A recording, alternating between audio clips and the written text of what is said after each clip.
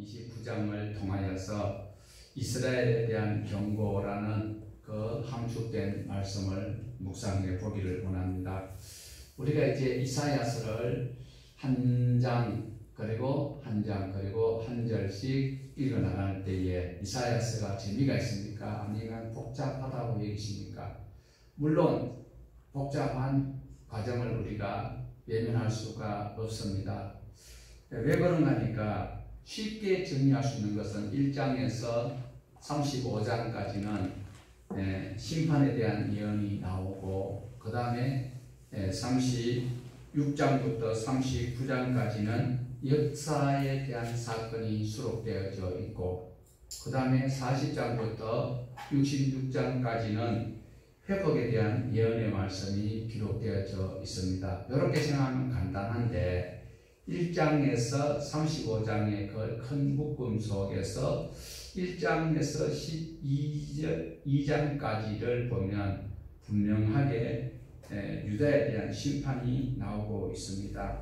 그러면 1장에서 12장까지 유다에 대한 심판만 나오느냐? 그게 아니고 1장에서 12장까지의 그 속에 7장과 8장은 바로 아하스 시대의 역사적 사건이 기록되어져 있고, 뿐만 아니라 9장에서 10장에는 회복의 말씀이 기록되어 있는데, 누가 옴으로 회복이 된다? 예수 그리스도가 오시면 회복되는 그런 과정을 기록해 놓기도 합니다. 그리고 13장부터 23장까지, 그러니까 1장에서 35장 그 큰 묶음 속에서 세 묶음이 있다고 했잖아요. 1장에서 35장, 36장에서 39장까지, 그리고 40장에서 66장까지 이 세 묶음, 1장에서 35장까지는 심판, 그리고 40장부터 66장까지는 회복, 그 사이는 뭘 한다?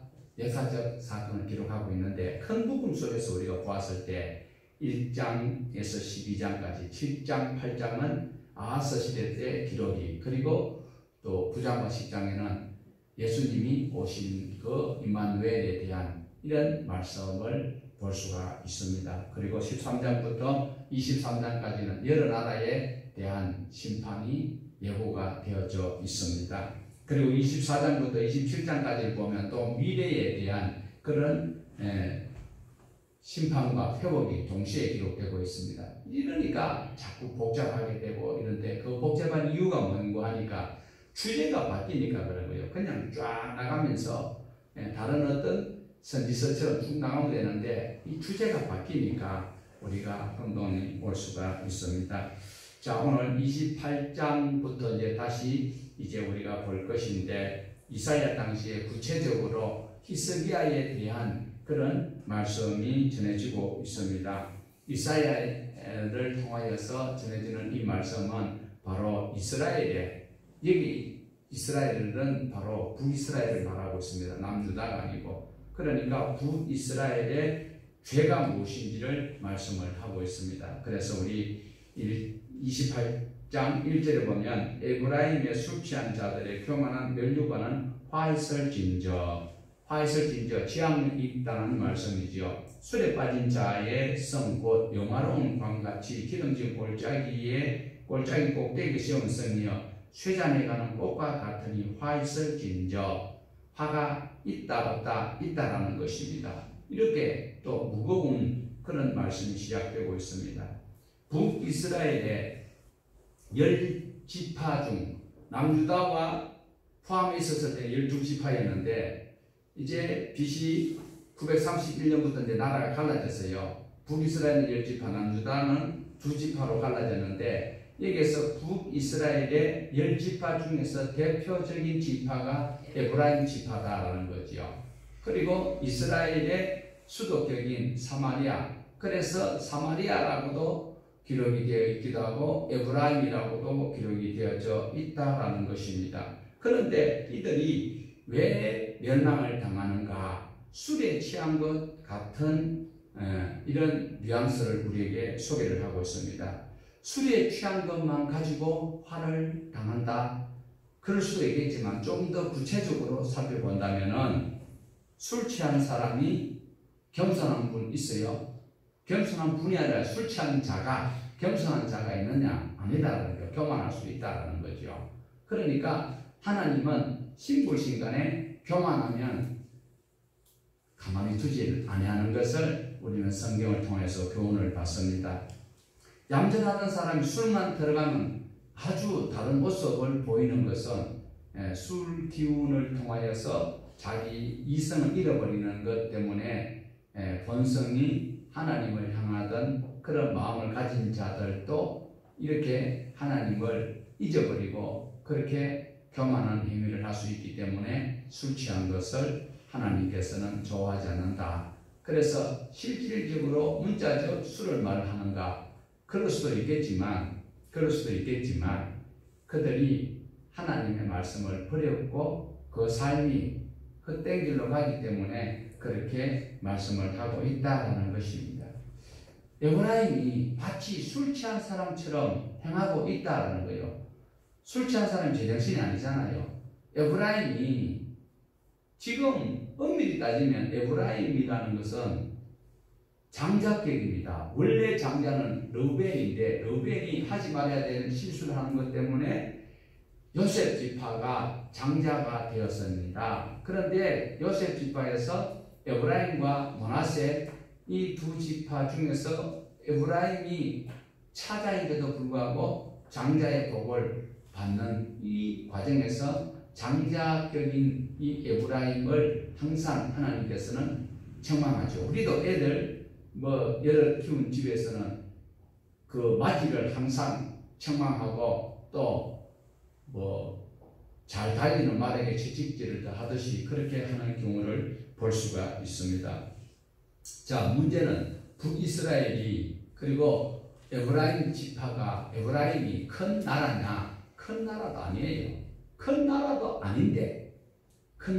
아닌데 술 취한 것처럼 교만하다라는 것입니다. 술에 취해서 교만하다.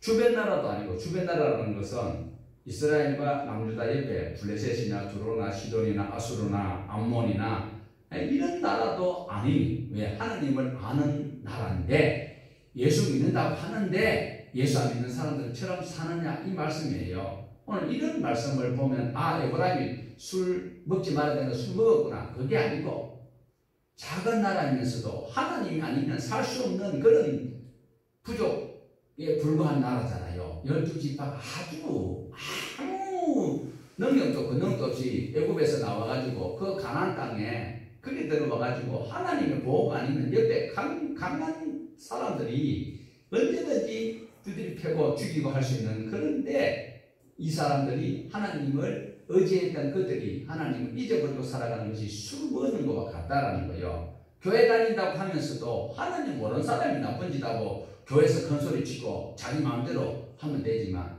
지금도요 시골 교회 가면 장로가 그 교회 사장이에요. 사장.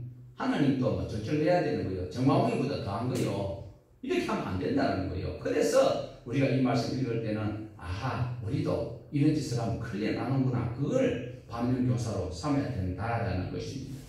북이스라엘이 술 취한 것처럼 하나님의 도움이 아니면 아무도 할 수 없는 존재가 이렇게 교만하게 이렇게 하는 것을 하나님께서는 책망하고 계신다라는 것입니다. 자, 이럴 때에 하나님께서는 이사야를 통하여서 뭐라고 말씀합니까? 정신 차리고 빨리 하나님께로 돌아오라라고. 술 취한 사람 술이 깨야 집에 어딘지 물어보지. 그러니까 인사불성인 그가 누군가가 깨워서 집으로 데려다 주는 그처럼 이사야가 애틋한 마음으로 지금 북이스라엘에게 정신을 차리라 이렇게 권면을 하고 있습니다.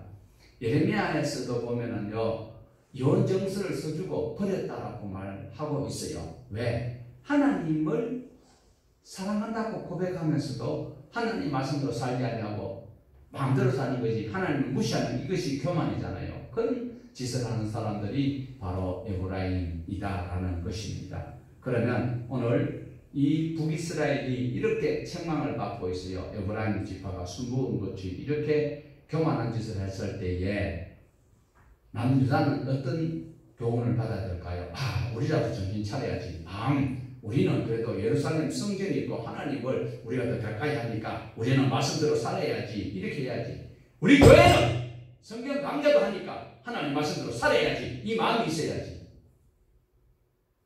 그런데 남유다가 그러지 못했습니다. 우리도 마찬가지잖아요. 그래 안 하잖아.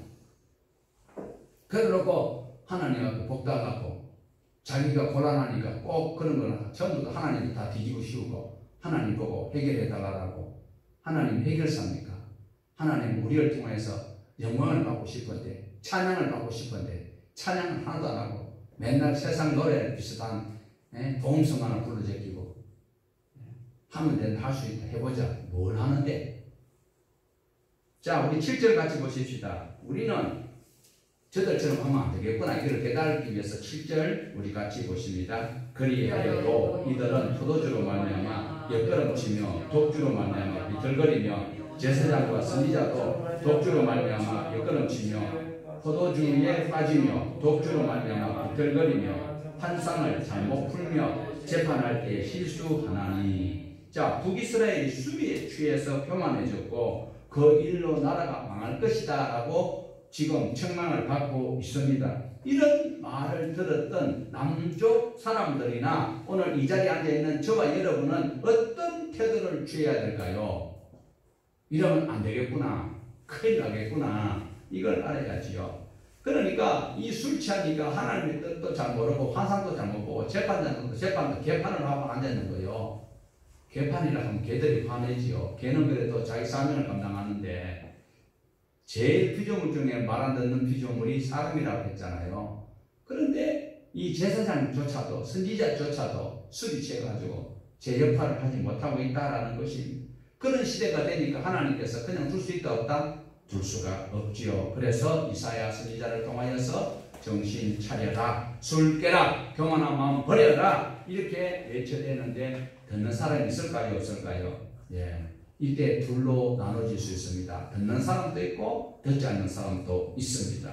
그러나 듣지 않으면 어떤 일이 있다? 정확하게 성경은 말씀을 하고 있습니다. 술에 취해서 정신 차리지 못하는 그 비틀거리는 자들에게 똑바로 서라, 그러면 안 된다고 이야기했더니 잘못을 인정하는 것이 아니라 그들이 오히려 빈정되는 그런 모습을 볼 수가 있습니다.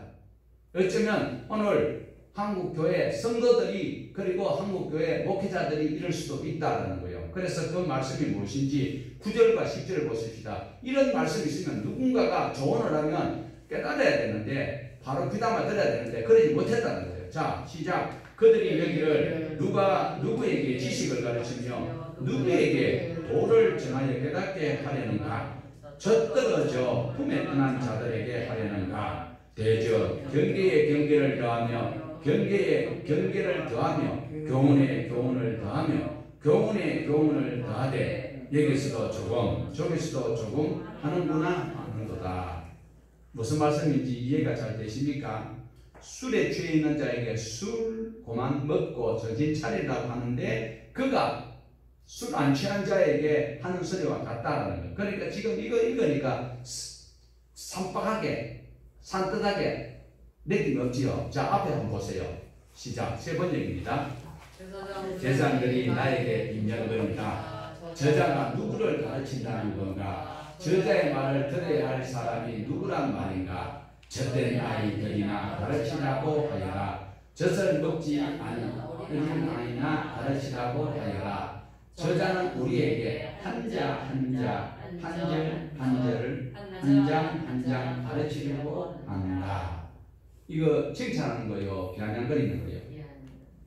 우리 교회에서 하나님 말씀을 한 장도 빼지 말고 하자고 여러분에게 가르칠 때에 이 자리에 앉아서 계신 분 중에 빈정거리는 사람 없습니까? 없습니다. 나한테 내가 그런 명색이 장로인데 내가 명색이 부원사인데 나한테 가르치려고 하나? 이런 말씀 생각하고 계신 분 안 계십니까? 나는 이미 예수 믿고 다 가르칠 수 있는 입장이야. 이렇게 이야기하는 사람들이 있다면 여기에 9절과 10절에 있는 말씀과 같은 행위자가 될 수 있다는 것입니다. 우리 속담이요. 여든 잡순 할아버지를 할지라도 3살 먹은 아이한테 손자한테 배울 것 있대요. 모르면 배워야 돼요. 그런데 배우려 하지도 않는 사람들이 너무 많습니다. 심지어 자기가 무엇을 모르는지도 모르고 예수 믿는다고 앉아있는 사람들이 많다라는 거예요. 이사야 시대만 그런 것이 아니라 지금 이 시대도 마찬가지입니다. 교회만 막 앉아있다고 구원받는다는 그 소리에 와가지고 그거는 처음에 솔직히 말씀드려서 호객 행위할 때 하는 소리지. 예수 믿는 것이 얼마나 가치가 있는데 하나님을 믿는다고 했을 때는 내가 믿는 하나님이 어떤 분인지를 바로 알고 믿어야 돼요.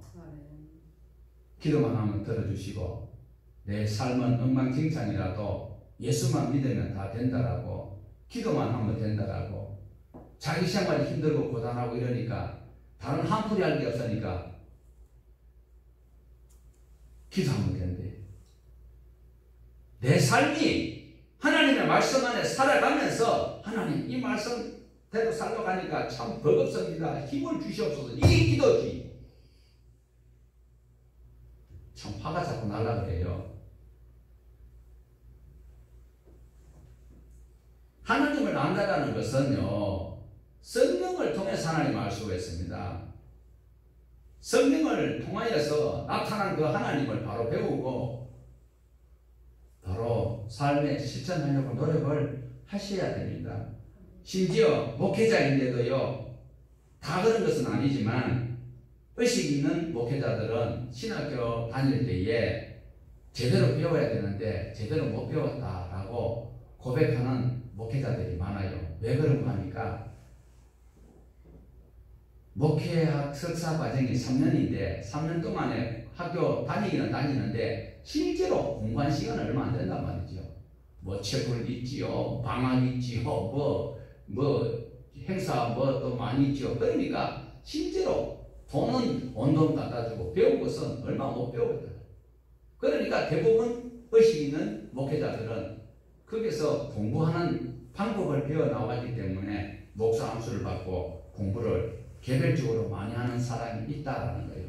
그래 중요한 것은 그런 분들이 있는데 그럼 교수들이 잘못되느냐? 아니에요. 교수는 나름대로 열심히 연구하고 해서 학생들을 가르치는데 받아들이는 입장에서 잘 못 받아들였고 뿐만 아니라 그리고 그 기본이 안 돼 있는 사람이 그 이후에 어떤 학위를 따기 위해서 간판을 따기 위해서 공부하는 것은 그렇게 바람직한 것은 아니다라는 것입니다.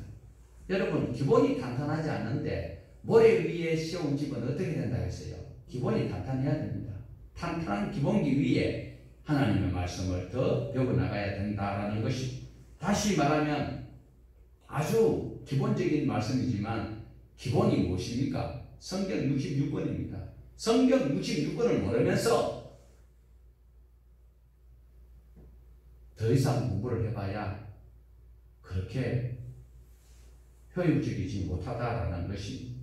결국 하나님의 말씀을 바로 알지 못하고 듣지 못하고 행하지 못한 가운데서 화려한 경험과 화려한 스펙만 쌓아놓으면 불탈 때 더 잘 타겠지요.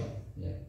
그래서 하나님께서는 결국 하나님의 말씀을 배우거나 지키려고 하지 않는 자들은 무엇이 있다고 말씀하시는가?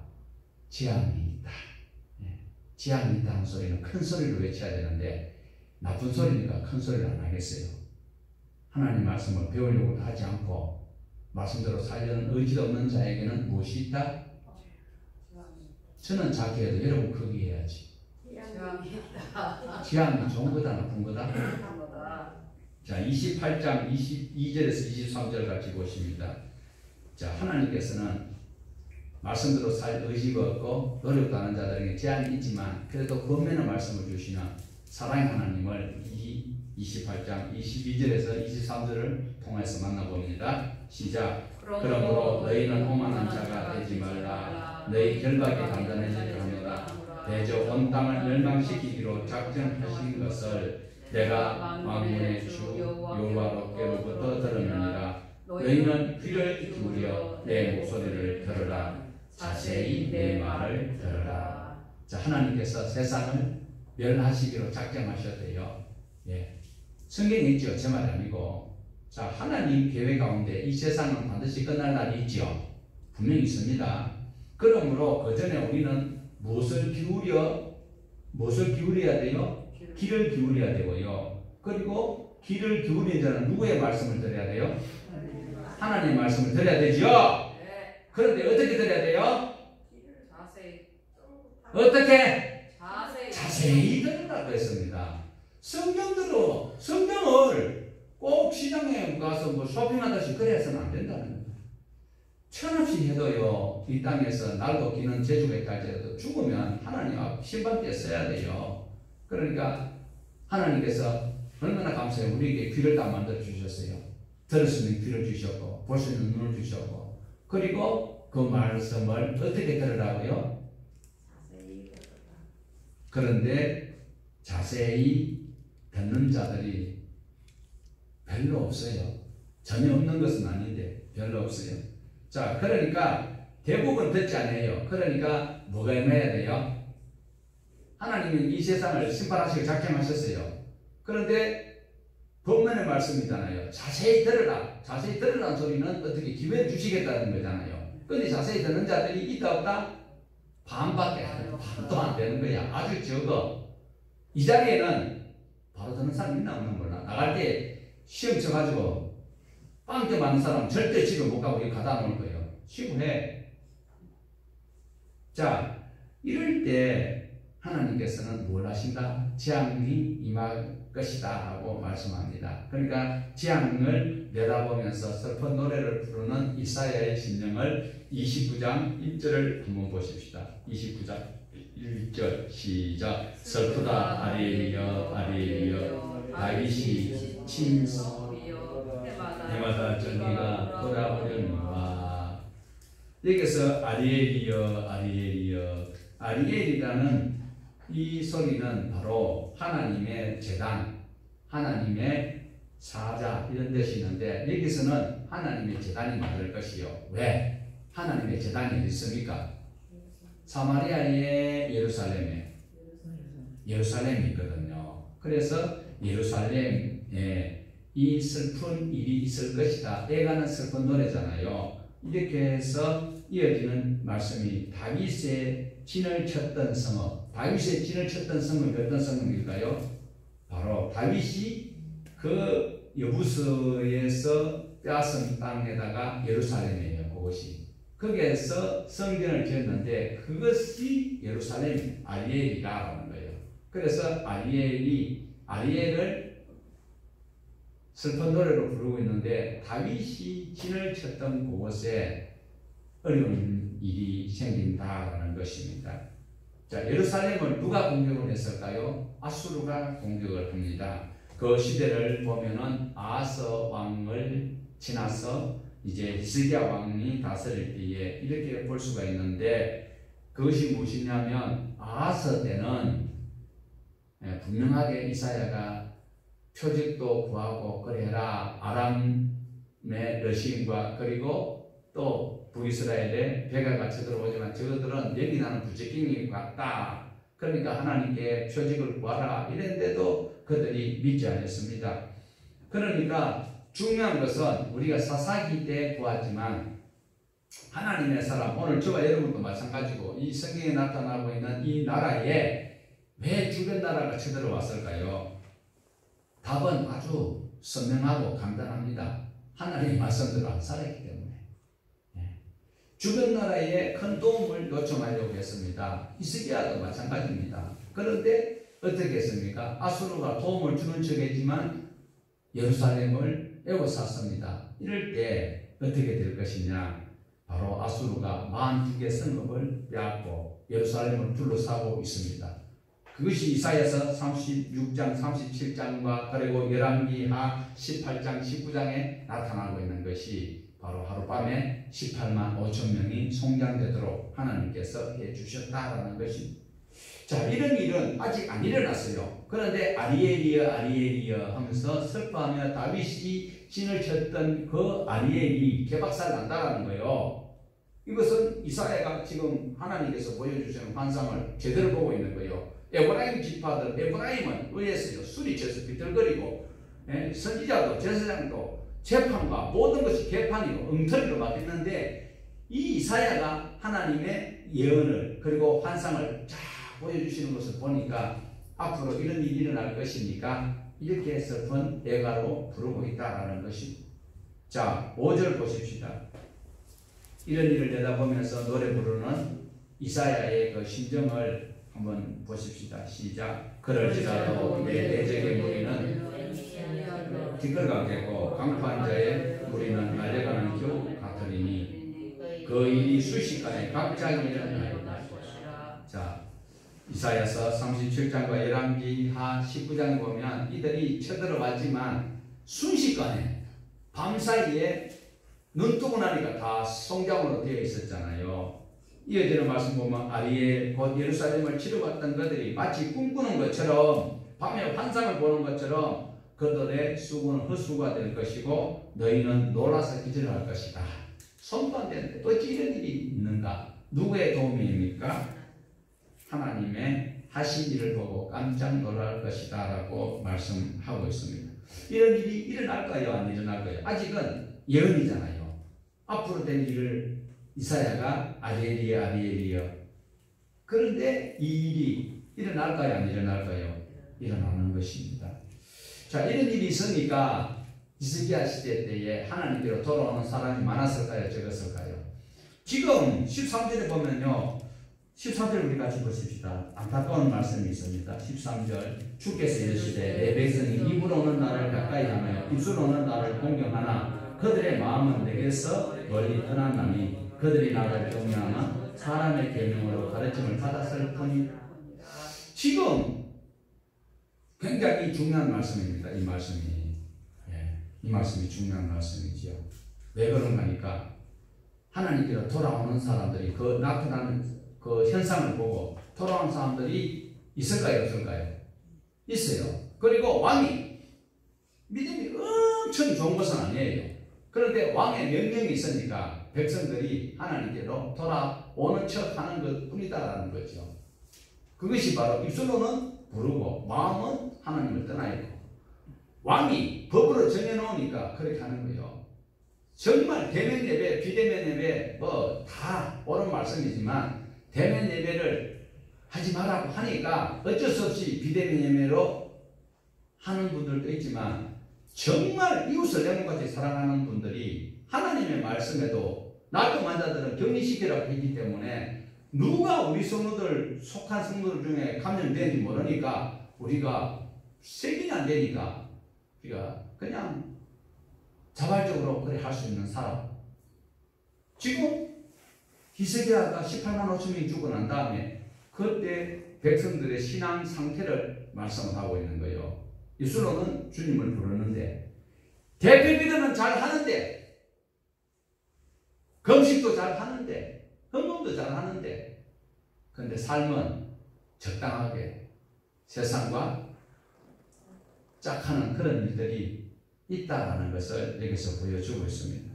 오늘 저와 여러분은 왕의 능력이기 때문에 아니라 하나님의 백성으로서 마음을 다하고 뜻을 다하여 하나님을 섬기는 그 일을 최선을 다해서 해야 된다는 것이 중요한 것은요. 여기서 마음이라는 단어가 굉장히 중요합니다.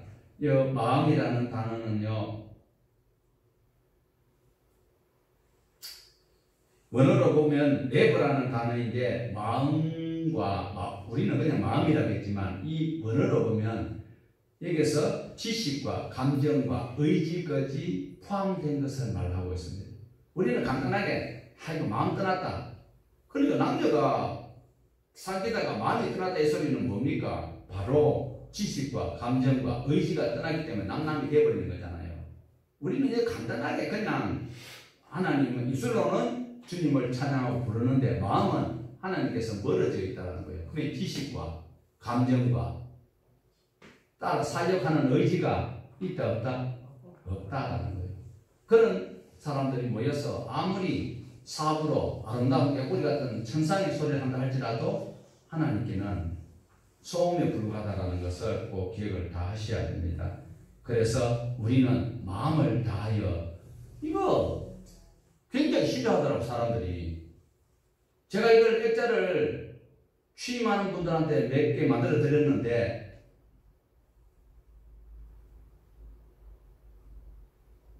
제 혈육 중에서 가장 가까운 혈육 중에 그 부인이 권사 취임을 했어요. 그래서 제가 이것을 액자로 만들어서 줬어. 그런데 명절에 가보면 없어. 한 두 번 가보고 없어. 그 횟수가 자꾸 지나죠. 그 다음에 제가 공포탄 한번 쐈어요. 그랬더만 요번에 가니까 나와가 있더라고요. 걸지는 안 하고 거기 TV 옆에 비죽이 전시용으로. 여러분, 하나님 말씀을 모르면 장로 가정도 마찬가지예요. 4대 때 믿음이라고 공작처럼 자랑만 하지 실제로 마음이 하나님께로부터 멀면 안 된다니까요. 직분만 장로라고 되는 게 아니라는 거예요. 제 혈육인데도 그래요. 4대 때 믿음의 소유자예요. 그 교회에서 소문난 장로요. 그런데도 너는 마음을 다하고 뜻을 다 이런 거 채워버리고 뒤에 종집에 뭐 복이 막 가득 차고 한 가득 차고 두 가득 차고 이런 것들만 수북 놨다가 마음이 뭐라고요? 레버. 원어가 레버인데 이 신약에도 나와 있어요. 신약에는 누수라고도 나오고 카르디아라고도 나오는데 이 마음과 이 마음이 굉장히 중요하다는 거예요. 그냥 우리는 앵무새처럼 하는 것이 아니고 입술로만 하는 게 아니고 지식과 감정과 의지, 내 행동과 모든 전심을 다하여 하나님을 섬겨야 되는데 이스라엘이 그러지 못했다는 거예요. 안타깝게 그지가 없습니다. 사도 바울도 이렇게 고백한 적이 있습니다.